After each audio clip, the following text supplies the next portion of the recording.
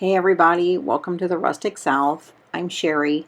I hope you're enjoying your day and you're able to get out and craft today. So today I'm going to be making a grungy bunny box or Easter box if that's what you want to call it. So I use this wooden bunny I got at Dollar Tree, this gift bag that I got from Hobby Lobby, and a box that I also got from Dollar Tree, which you'll see here in a second.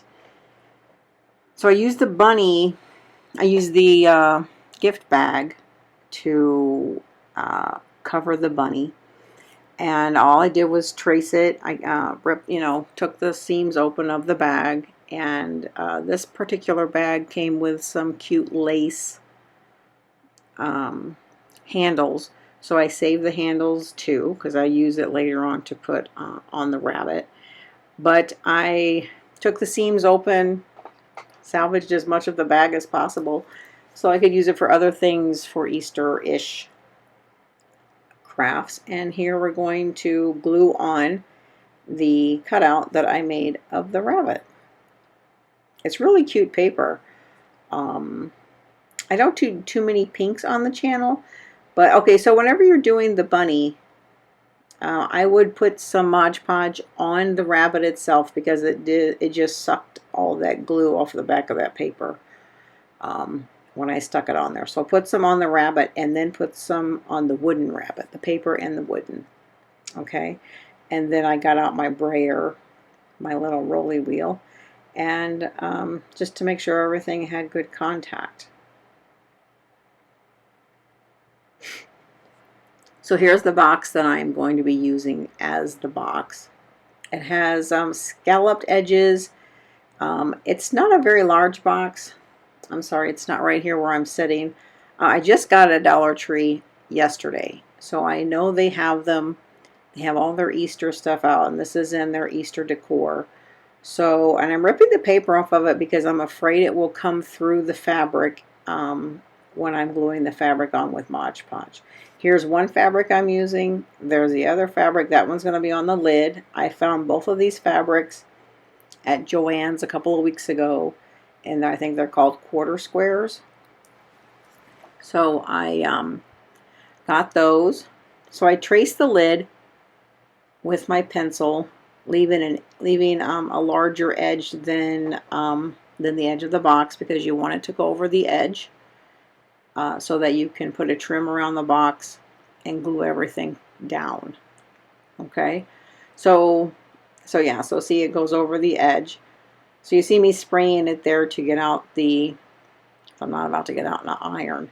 So I just spray it with some water, and I get out my hair dryer and I blew it dry, and it takes like less than 2 minutes. So I did go ahead and paint the lid white. After I ripped off most of the paper, it all would not come off. So I painted it white anyway, just because I was afraid some of that bright color might come through somewhere or somehow. And it had glitter on it, so I didn't want that to be anything under the lid. So I put Mod Podge on. I lay it down, leaving, making sure my edges are pretty even. Use my little brayer. Remember also, these boxes from Dollar Tree, they're not very sturdy. I noticed last night after I did this, it was coming apart in one corner, but that's okay because the Mod Podge did dry. It makes it pretty hard, makes it sturdier. So it was okay. It worked out just fine, but just, don't soak it, right, with Mod Podge.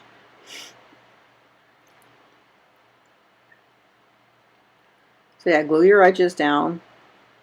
Now I also opted to cut off all that scalloping that was on the edge because I didn't really want to mess with scalloping fabric, and I guess I could have just left it underneath, but you could do it either way. If you can find a box that's got a straight edge, then find that one, right? Unless you want to do the scallops. It would have been cute with fabric on them, but I didn't want to mess with it.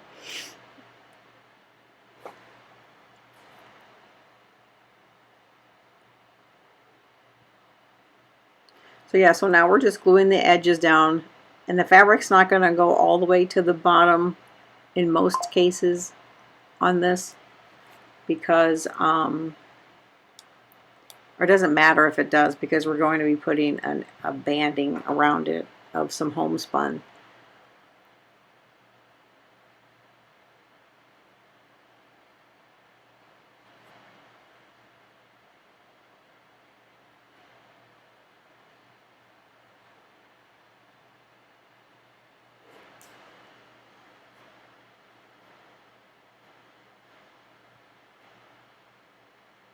So I'm gluing down those little flaps, but you won't even see them because, again, we're putting banding on it.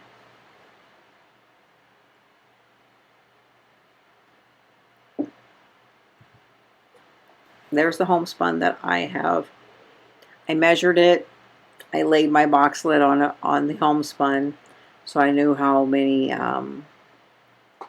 rows I needed to go up when I cut it. And then, you know, you can cut it and rip. Homespun you can cut and rip, and it's great, right? It doesn't roll and doesn't do all that crazy kind of stuff. So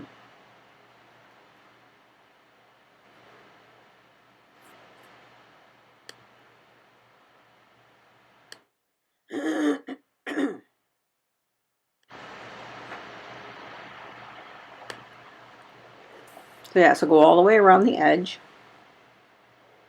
with your whatever trim you're deciding to put. This will be cute with lace around the edge.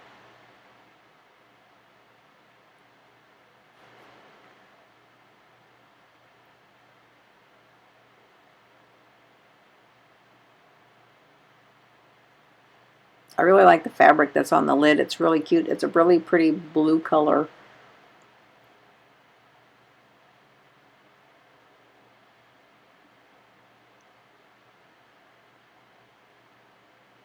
This is what I'm going to show you here. So you just lay it down, lay your fabric down, lay your box lid on it so you can measure out the width that you need, and then just cut it and then rip it. So I'm sure you guys probably know how to do that. But in case you didn't,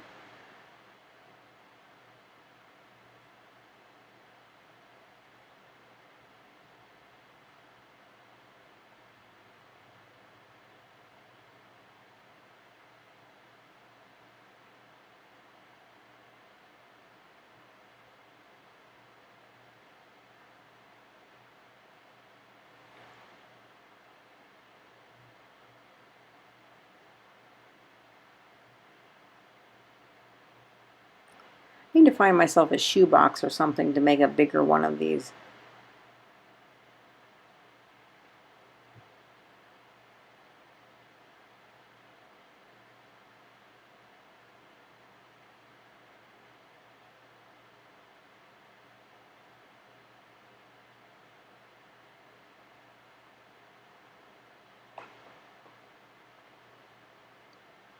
So you could go all the way around the edge with the Mod Podge if you'd like.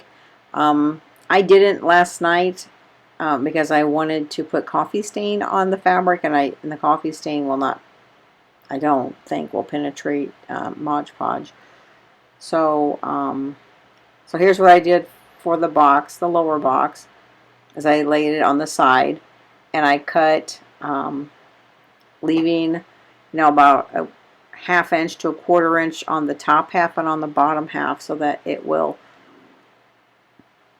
can fold it over the top and under the bottom a little.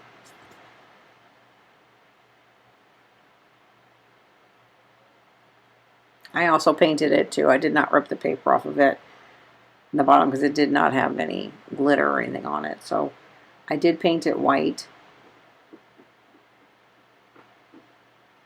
And probably a good idea because this fabric here is pretty light in color, that those stripes would have probably come through in a heartbeat. You can see inside there were pink and yellow and green stripes. Or I think that's pink or orange. And they most certainly probably would have come through when that Mod Podge got on there.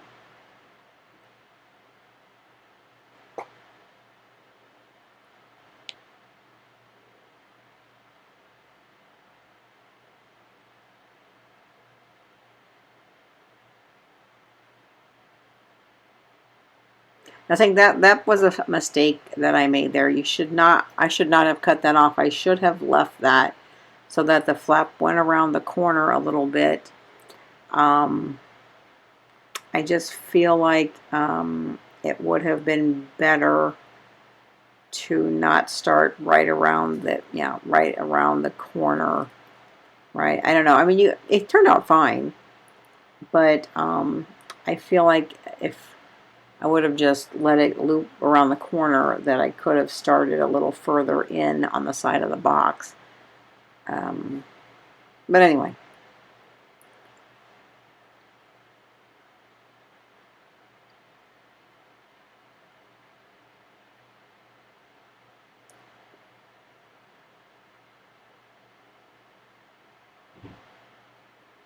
Okay, so here I'm gluing the bottom. This is, the overlap that I left on the bottom. And I cut all the corners so that they would lay flat on the top and on the bottom of the box.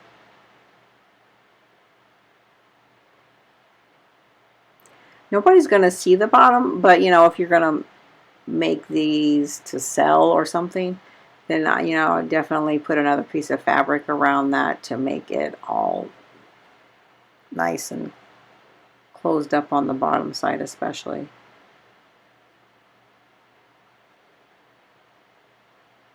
Okay, so now for the bunny, I'm going to sand the edges. Take off, the overlap of it.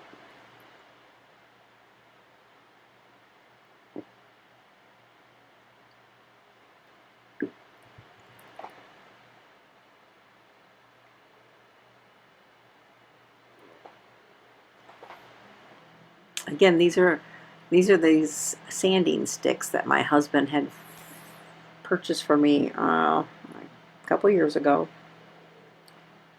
and I'm finding them to come in handy recently.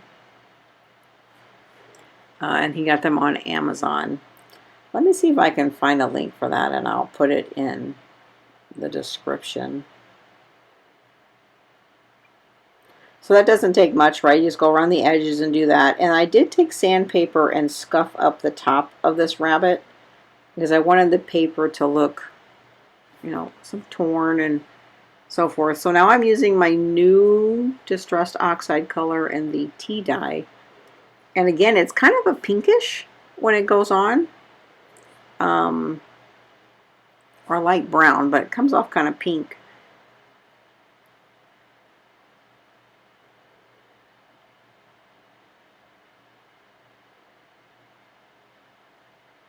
And I do go over it with Vintage Photo a little bit. I didn't make this one as grungy as I do sometimes, but you could really grunge this up, really, really dark.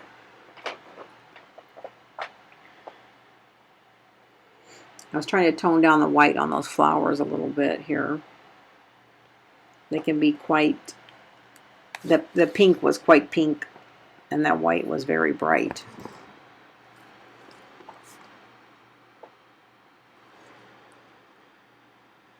So here, this is my coffee grunge, coffee stain that I have in my community tab. If you don't know the recipe, there's a million of them out there. And yeah, I keep it in my refrigerator, and I warm it up when I take it out. And I shake it, but very gently, because I don't want bubbles, because bubbles do not will not stain your stuff for you.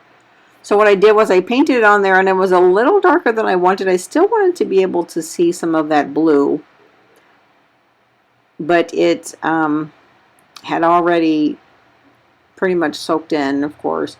So I was just squirting it a little with water and patting it off, trying to get some of that blue to come out. But on screen it looks kind of greenish now because of the brown of the stain. But I still like the fabric. It's still really cute.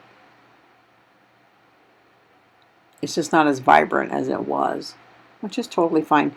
And I'm going to take this and rough around the edges and make the edges look kind of torn.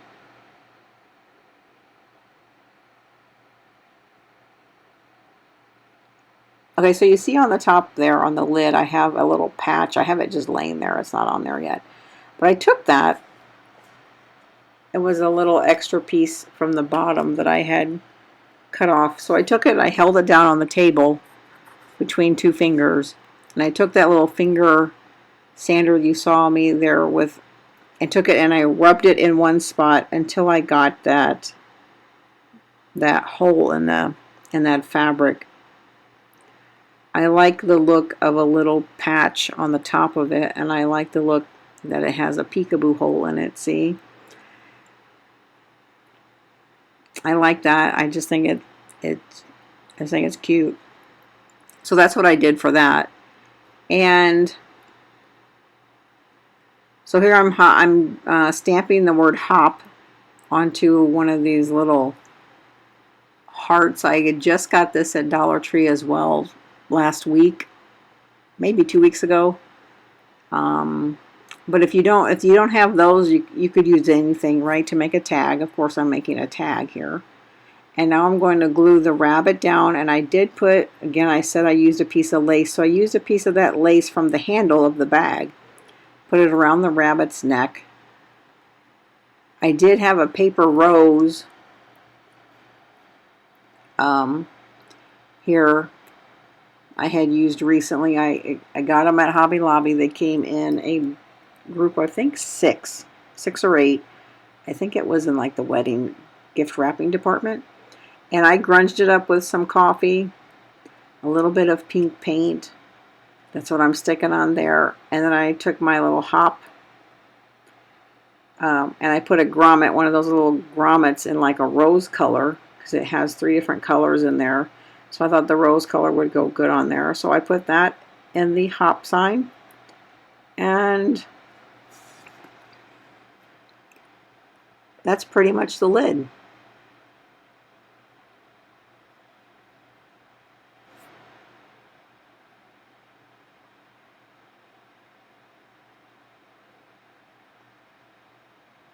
Okay, so now I'm going to take the bottom of the box and I'm going to use my tea dye stamp pad to grunge up the bottom. Of course, you could grunge this up really, really good if you wanted it much darker. Sometimes I do that and sometimes I don't. This time I opted not to go too grungy.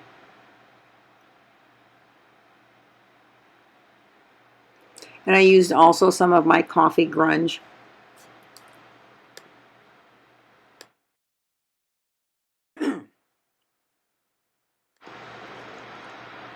On there to stain it some.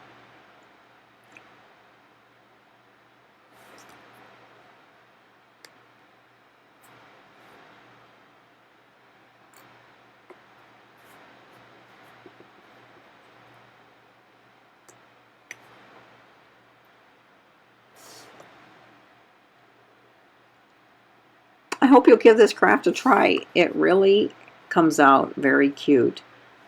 For only, I mean, the box cost $1.25. The rabbit I've had it for a couple of years. You know, you get like 6 or 8 of those in a container, and they have them out now. They have rabbits out now. They're probably not that same style. I saw that. I was just there yesterday. I saw rabbits. Again, I didn't buy any of them because I knew I had them, but I don't know if it's this exact rabbit. But you could use any rabbit, anything you want on the top of it. The roses were $1.99 for I think 6. So they're not very much, maybe, you know, a quarter a piece. That would be $2. So exactly, I think there's 6 in there. So now you're at $1.50, and the rabbits, you could say, okay, another $1, but you're getting 6 in there. So, you know, again, you're less than $1. So I would say less than maybe $4 to make this. Depends what you have laying around that you can use, right? So, but again, I would not go out and buy stuff specifically to make this. I would use whatever you have. I think it's fun to find stuff in the house and group it together. It looks really cute. So I hope you enjoy the craft. Thank you so much for watching. Consider subscribing. I would love to have you come back again. Thank you. Bye.